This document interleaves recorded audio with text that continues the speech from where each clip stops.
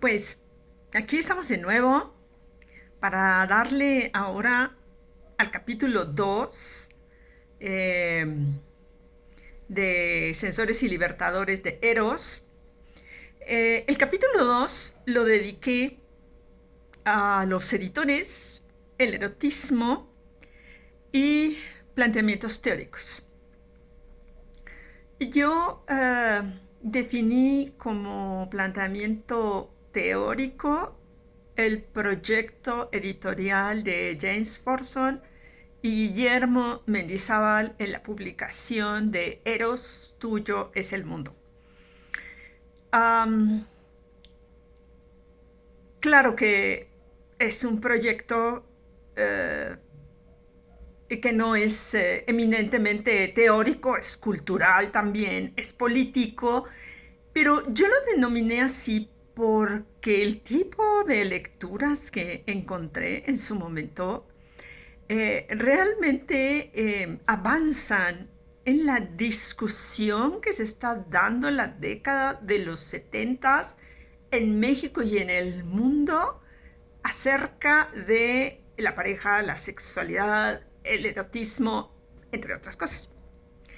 Bueno, eh, comenzar a decir que eh, empezar a investigar sobre datos eh, de una hemerografía erótica en México realmente no hay.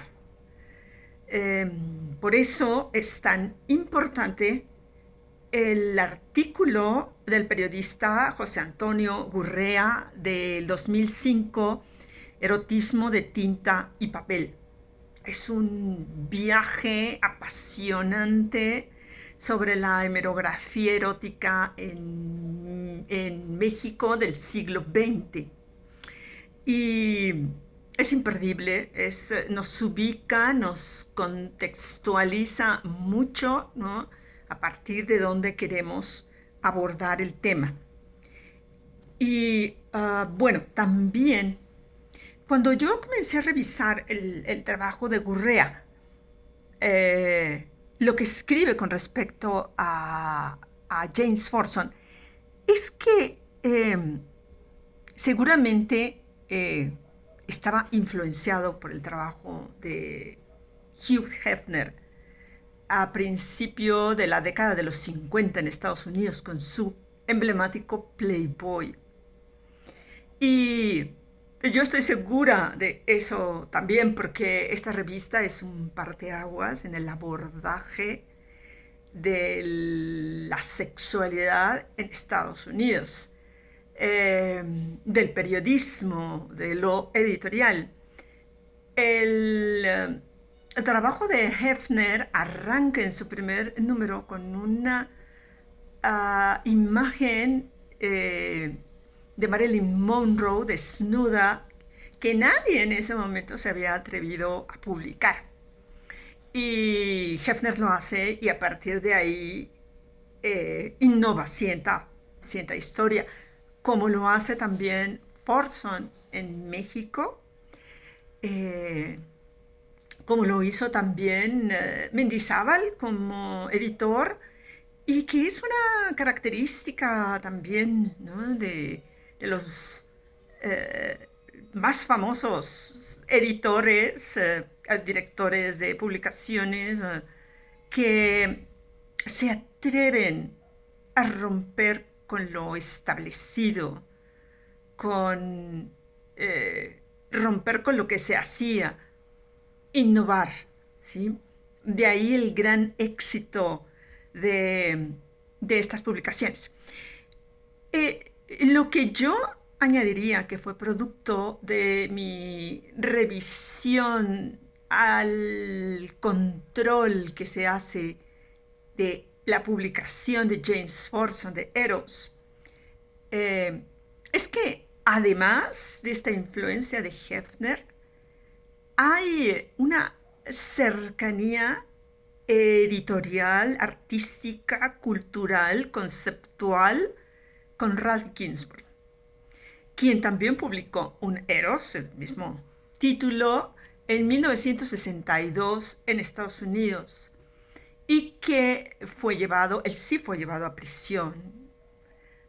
A él sí se le hizo un juicio, se tuvo que enfrentar a la Suprema Corte en Estados Unidos.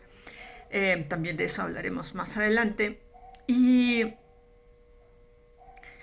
fue tachado de pornógrafo. ah, y hay detrás de la historia del Eros de Ralph Ginzburg una historia también muy interesante que tiene que ver con cuestiones políticas, pero de eso hablaremos más adelante. Eh, y bueno, en este sentido, decir que el trabajo del Eros mexicano eh, tiene que ver con estos dos grandes personajes, con Hefner y con Ralph Ginzburg.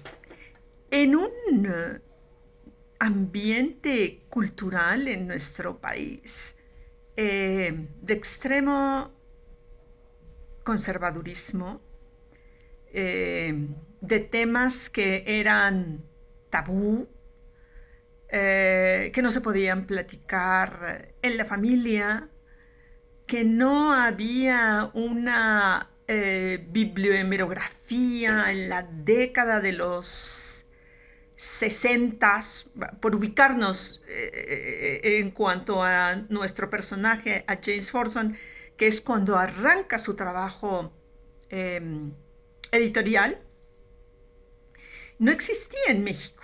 Entonces, por eso también cobra mucha importancia el cómo un mexicano inspirado en estas corrientes de pensamiento de Estados Unidos principalmente, pero también del mundo, porque una de sus primeras publicaciones, y ya entrando poco en otra siguiente fase de la investigación, que es hablar del trabajo editorial de James Forson, empieza con una revista que, su primera publicación que se llama De Etiqueta, y que es muy interesante porque ahí él trae noticias de Europa, de Estados Unidos, de cómo viven las parejas, cómo es la sexualidad que hay en el momento. Y eso en México es una novedad. Entonces, bueno, yo comencé por esta última publicación de Forson con relación al erotismo, que digamos que es como su obra consumada. Pero él empieza desde 1962 con De Etiqueta, Caballero en 65, Dos, él y ella en 69, él en 71, ella en 71, que cabe decir que para principios de la década de los 70, habría que revisar ese material también, ¿no?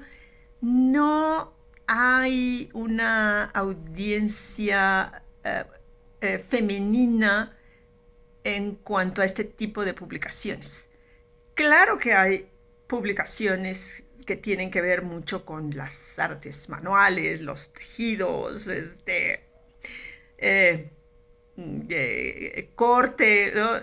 Hay bastante mm, publicaciones en este sentido, pero no tanto del corte de las publicaciones a las que se dedicó Hefner o Fortson.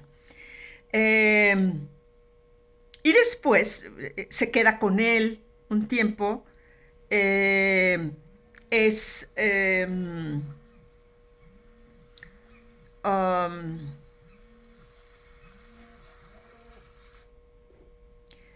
eh, es invitado a salir de la revista Elle por publicar un adelanto de libro de Cosío Villegas, El estilo personal de gobernar de 1974, en donde hace una crítica a Luis Echeverría Álvarez.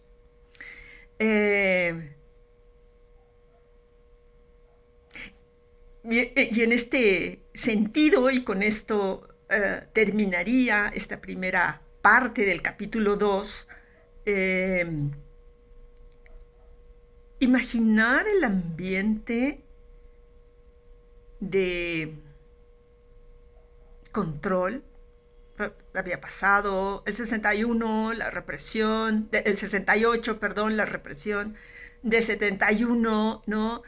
Y era un México que se encontraba en ese forcejeo por liberarse de ese extremo conservadurismo, de ese control que imprimió la cultura, la ideología del Partido Revolucionario Institucional y del cual intelectuales como Forson y Mendizábal están dando las alertas, las alarmas de que ya no es necesario, de que hay que trascender a otro lugar, a otro ambiente, ¿no? En donde exista comprensión y respeto para la sexualidad y el erotismo de la pareja mexicana. Bueno, pues aquí terminamos. Vamos a continuar con el capítulo 2 porque todavía tenemos bastante material. Muchas gracias.